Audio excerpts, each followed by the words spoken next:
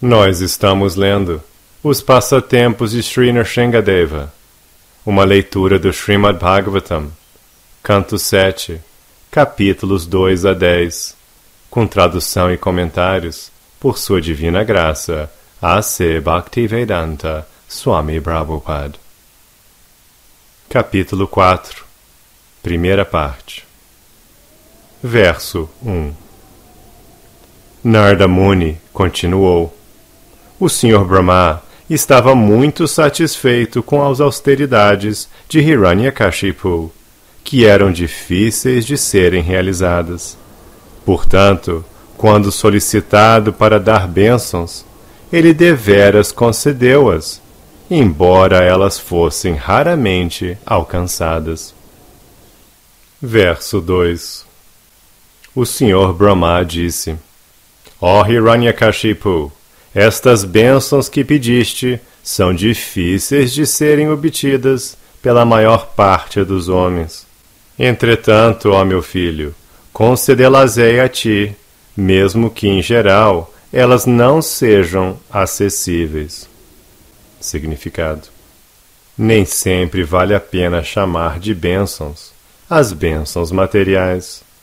Se alguém acumula cada vez mais riquezas, a própria bênção pode tornar-se uma maldição. Pois assim como para alcançar opulência material neste mundo é preciso grande força e esforço, mantê-la também requer muito esforço. O Sr. Brahma informou a Hiranyakashipu que, embora estivesse disposto a oferecer-lhe tudo o que este pedira, Hiranyakashipu teria muita dificuldade de manter o resultado das bênçãos. Entretanto, como havia prometido, o Sr. Brahma queria conceder todas as bênçãos pedidas. A palavra Durlabhan indica que ninguém deve procurar receber bênçãos de que não possa desfrutar pacificamente. Verso 3. Então o Sr. Brahma, que concede bênçãos infalíveis, partiu, sendo adorado pelo melhor dos demônios, Hiranyakashipu, e sendo louvado pelos grandes sábios e pessoas santas. Verso 4.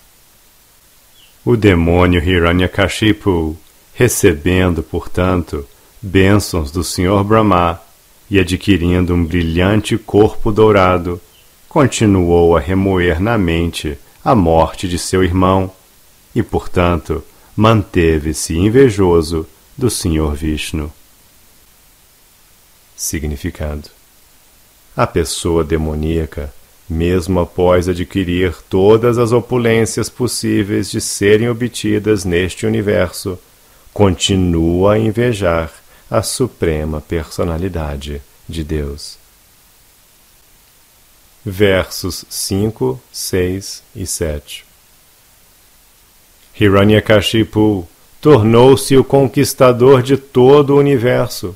Na verdade, este grande demônio conquistou todos os planetas dos 3 mundos, superior, intermediário e inferior, incluindo os planetas dos seres humanos, dos Gandharvas, dos Garudas, das grandes serpentes, dos Siddhas, Charanas e Vidyadharas, dos grandes santos, de Yamaraj, dos Manus, dos Yakshas, dos Rakshasas, dos Pishachas e seus amos, e dos mestres dos fantasmas e Bhutas.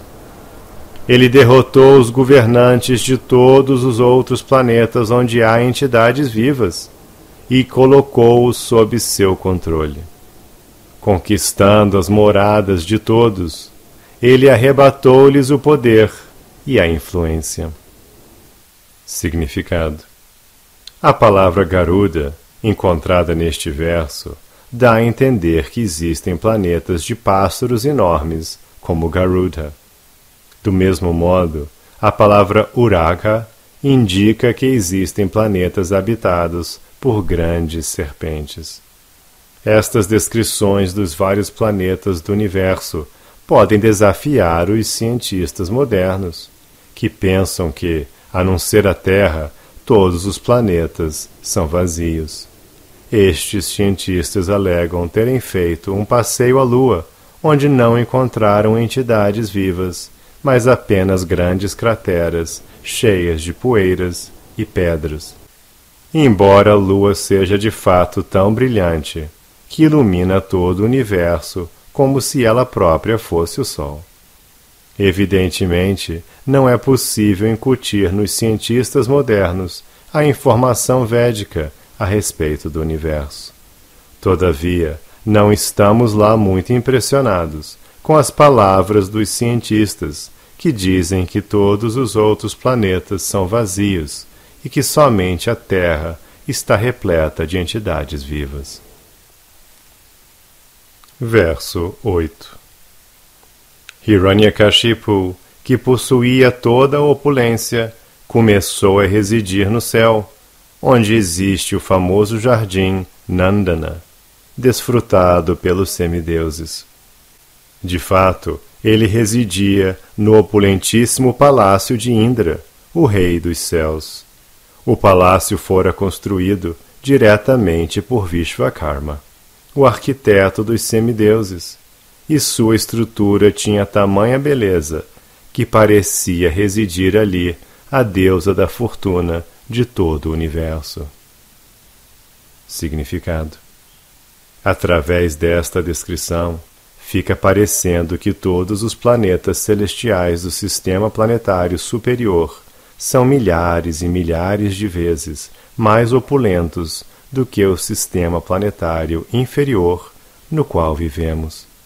Vishvakarma, o famoso arquiteto celestial, é conhecido como construtor de muitos edifícios maravilhosos nos planetas superiores, onde não apenas existem belos edifícios, mas também muitos jardins e parques opulentos, descritos como Nandana Devodhyana, jardins completamente dignos de serem desfrutados pelos semideuses. É consultando as escrituras autorizadas, tais como os textos védicos, que nos devemos inteirar da descrição do sistema planetário superior e suas opulências. Os telescópios e outros instrumentos imperfeitos dos cientistas são inadequados para avaliar o sistema planetário superior. Embora esses instrumentos sejam necessários, porque a visão dos presumíveis cientistas é imperfeita, os próprios instrumentos também são imperfeitos. Portanto, os planetas superiores não podem ser apreciados pelos homens imperfeitos, que usam instrumentos imperfeitos fabricados pelo próprio homem. Porém, a informação direta, conforme recebida da literatura védica, é perfeita. Portanto, não podemos aceitar a afirmação de que, tirante esta Terra, os planetas não possuem residências opulentas. Versos 9 a 12. Os degraus da residência do rei Indra eram feitos de coral. No chão estavam incrustadas esmeraldas valiosas. As paredes eram de cristal e as colunas de pedra vaidúria. Os maravilhosos dosséis eram belamente decorados, os assentos cravejados de rubis, e a colcha de seda, tão branca como espuma, era enfeitada com pérolas. As damas do palácio, que receberam como bênção belos dentes e os mais maravilhosamente belos rostos, caminhavam de um a outro canto do palácio, seus sinos de tornozelo tilintando melodiosamente, e viam seus próprios belos reflexos nas pedras preciosas. Os semideuses, entretanto, sendo muito oprimidos, tinham que se prostrar e oferecer reverências aos pés de Hiranyakashipu, que os castigava muito severamente e sem razão alguma. Assim, Hiranyakashipu vivia no palácio e com tirania governava todos. Significado: nos planetas celestiais, Hiranyakashipu era tão poderoso que todos os semideuses, com exceção do Sr. Brahma, do Sr. Shiva e do Sr. Vishnu, eram forçados a ocupar-se a seu serviço. Na verdade, eles temiam ser severamente punidos se lhe desobedecessem. Srila Vishvanatha Chakravarti compara Hiranyakashipu a Maharaj Vena, que também era ateísta e desdenhava as cerimônias ritualísticas mencionadas nos Vedas. No entanto, Maharaja Vena temia alguns grandes sábios, tais como Bhrigu, ao passo que Hiranyakashipu governava de maneira tal que, exceto o Sr. Vishnu, o Sr. Brahma e o Sr. Shiva, todos o temiam. Hiranyakashipu estava tão atento ao fato de que a ira dos grandes sábios, tais como Bhrigu, o pudessem reduzir a cinzas, que a força de austeridades suplantou-lhes o poder, chegando inclusive a colocá-lo sob a sua subordinação. Parece que, mesmo nos sistemas planetários superiores, aos quais as pessoas são promovidas através de atividades piedosas, as suras da laia de Hiranyakashipu criam distúrbios. Nos três mundos, ninguém pode viver em paz e prosperidade e livre de perturbações. Verso 13. Ó meu querido rei, Hiranyakashipu vivia bêbado, sob os efeitos de vinhos e bebidas de cheiro forte, e portanto seus olhos de cobre sempre estavam girando. Entretanto, porque executara poderosamente grandes austeridades em yoga mística, embora ele fosse abominável, todos os semideuses, com exceção dos três principais, a saber, o Sr. Brahma, o Sr. Shiva e o Sr. Vishnu, adoravam-no pessoalmente, tentando satisfazê-lo, levando-lhe vários presentes com suas próprias mãos. Significado: no Skanda Purana há essa descrição: Upayanam dhadu sarvevina devam hiranyakaha. Hiranyakashipu era tão poderoso que, com exceção dos três principais semideuses, a saber o Sr. Brahma, o Sr. Shiva e o Sr. Vishnu, todos ocupavam-se a seu serviço. Madhvacharya diz: Aditya Vasavo Rudras Trividha Isura Yataha.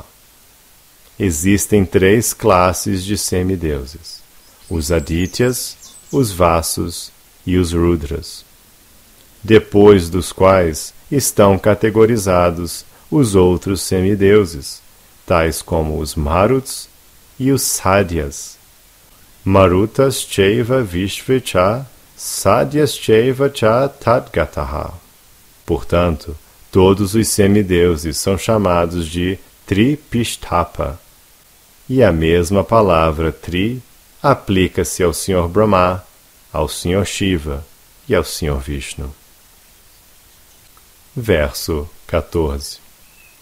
Ó Maharaj Yudhishthira, descendente de Pandu, em virtude de seu poder pessoal, Hiranyakashipu, estando situado no trono do rei Indra, controlava os habitantes de todos os outros planetas.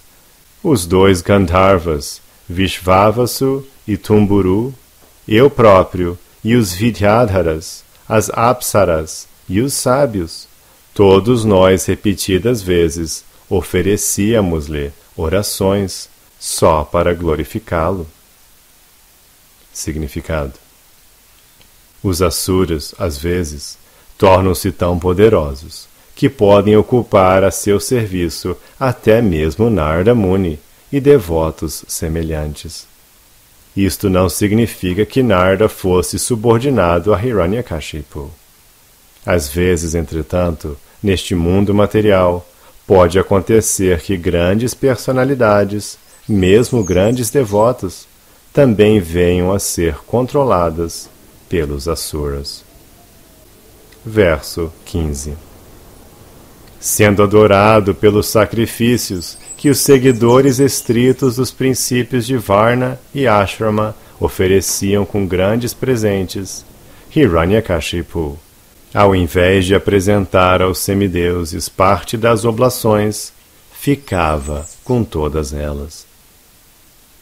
Verso 16. Como se estivesse com medo de Hiranyakashipu, o planeta Terra, que consiste em 7 ilhas, produzia grãos alimentícios, mesmo sem ter sido cultivada. Assim, ele parecia-se com as vacas Surabi do mundo espiritual, ou com Kamaduga do céu. A terra produzia suficientes grãos alimentícios, as vacas supriam leite em profusão, e o espaço exterior era belamente decorado com fenômenos maravilhosos. Verso 17. Através do fluxo de suas ondas, os vários oceanos do universo, juntamente com seus tributários, os rios, que são comparados às suas esposas, forneciam várias classes de joias e pedras preciosas para o uso de Hiranyakashipu.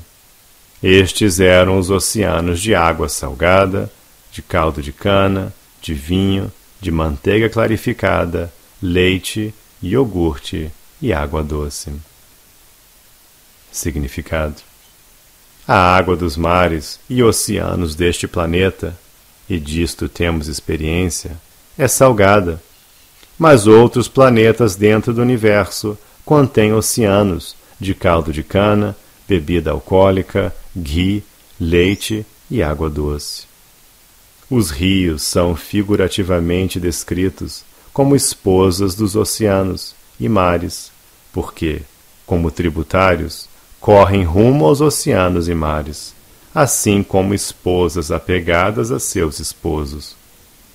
Os cientistas modernos tentam viajar a outros planetas, mas não sabem quantas classes de diferentes oceanos e mares existem dentro do universo.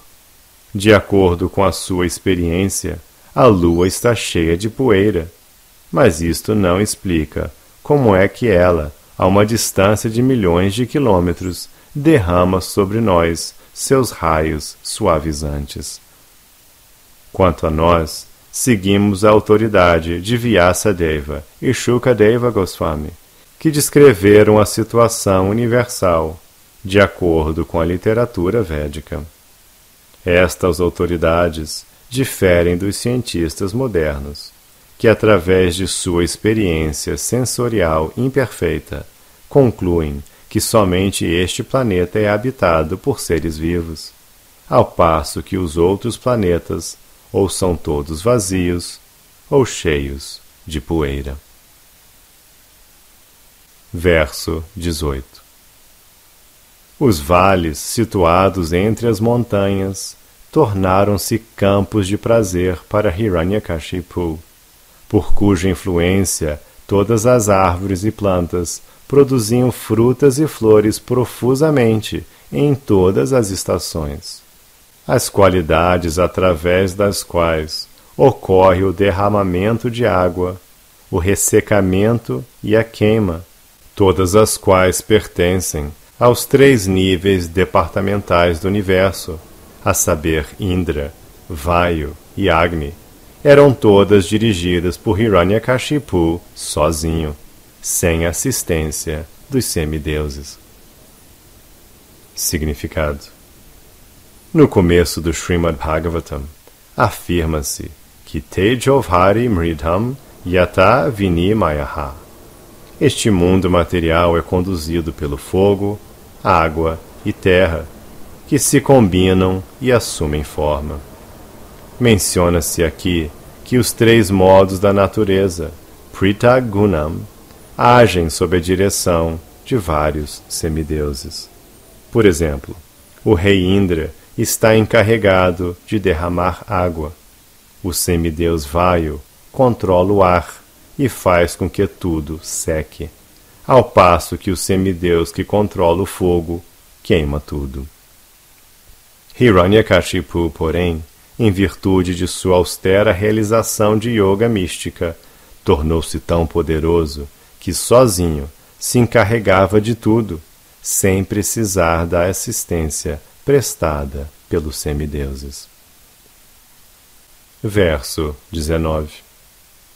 Apesar de alcançar o poder de controlar todas as direções, e apesar de desfrutar fartamente de todas as classes do cobiçado gozo dos sentidos, Hiranyakashipu estava insatisfeito, porque ao invés de dominar seus sentidos, permanecia servo deles. Significado: este é um exemplo da vida súrica. Os ateístas podem avançar materialmente e criar uma situação muitíssimo confortável para os sentidos. Porém, como são controlados pelos sentidos, eles não podem ficar satisfeitos. Este é o efeito da civilização moderna. Os materialistas são muito avançados em desfrutar de dinheiro e mulheres, porém, a insatisfação prevalece na sociedade humana, porque sem consciência de Krishna, a sociedade humana não pode ser feliz nem pacífica. No que diz respeito ao gozo dos sentidos materiais, os materialistas podem continuar aumentando seu gozo até as raias da imaginação, mas como são servas dos seus sentidos, as pessoas nesta condição material não podem ficar satisfeitas. Hiranyakashipu era um exemplo vívido deste estado de insatisfação humana. Verso 20. Assim, Hiranyakashipu passou um longo tempo muito orgulhoso de suas opulências e transgredindo as leis e regulações mencionadas nos Shastras autorizados. Portanto, ele estava dando ensejo a que uma maldição fosse lançada pelos 4 Kumaras, que eram grandes Brahmanas. Significado: há muitos exemplos nos quais os demônios, após alcançarem opulências materiais, tornaram-se extremamente orgulhosos, tanto que transgrediram as leis e regulações constantes nos Shastras autorizados. Hiranyakashipu agia dessa maneira, como se afirma no Bhagavad Gita 16:23. Yashastra vidim utsrijam vartate kamakarataha nasasidim avapnoti nasukam na param gatim. Aquele que rejeita os preceitos das Escrituras e age de acordo com seus próprios caprichos não alcança nem a perfeição, nem a felicidade, nem o destino supremo. A palavra Shastra refere-se àquilo que controla nossas atividades. Não podemos violar ou transgredir as leis e princípios reguladores mencionados nos Shastras. O Bhagavad Gita não se cansa de confirmar isto. Tasmat Shastram Paramam Te Karya Karya Vyavastito Gyatva Shastra Vidanoktam Karma Kartum Iharhasi. Através das regulações especificadas nas Escrituras, deve-se compreender o que se deve e o que não se deve fazer. Conhecendo estas regras e regulações, a pessoa deve agir de modo que possa elevar-se gradualmente. Bhagavad Gita 16:24. Deve-se agir de acordo com a direção dos Shastras, mas a energia material é tão poderosa que tão logo alguém se torna materialmente opulento, começa a transgredir as leis chástricas. Logo que transgride as leis dos Shastras, a pessoa entra no caminho da destruição. Verso 21. Todos, incluindo os governantes dos vários planetas, estavam extremamente aflitos devido à severa punição que Hiranyakashipu lhes infligia. Temerosos e perturbados, incapazes de encontrar algum outro refúgio, eles enfim renderam-se a Vishnu, a suprema personalidade de Deus. Significado. O Senhor Krishna diz no Bhagavad Gita 5.29: Bhuktaram yagya tapasam sarvaloka maheshvaram suridam sarvabhutanam dhyatamam shantim richati. Os sábios, conhecendo-me como o propósito último de todos os sacrifícios e austeridades, o Senhor Supremo de todos os planetas e semideuses, e o benfeitor e bem-querente de todas as entidades vivas, alcançam a paz, porque livram-se das dores, das misérias materiais. Krishna, a suprema personalidade de Deus, realmente é o melhor amigo de todos. Quem está passando aflição ou miséria, deseja refugiar-se num amigo bem-querente. O maior amigo bem-querente é o Senhor Sri Krishna. Portanto, todos os habitantes dos vários planetas, sentindo-se incapazes de encontrar algum outro refúgio, foram obrigados a buscar abrigo aos pés de lótus do Amigo Supremo. Se desde o começo buscarmos o refúgio do Amigo Supremo, não haverá por que temer algum perigo. Está dito que se um cachorro está nadando e alguém quer cruzar o oceano agarrando-se à cauda do cachorro, com certeza é um tolo. Do mesmo modo, se a pessoa aflita refugia-se em um semideus, ela é tola, porque seus esforços serão infrutíferos. Em todas as circunstâncias, deve-se buscar refúgio na suprema personalidade de Deus. Então, não haverá perigo em situação alguma.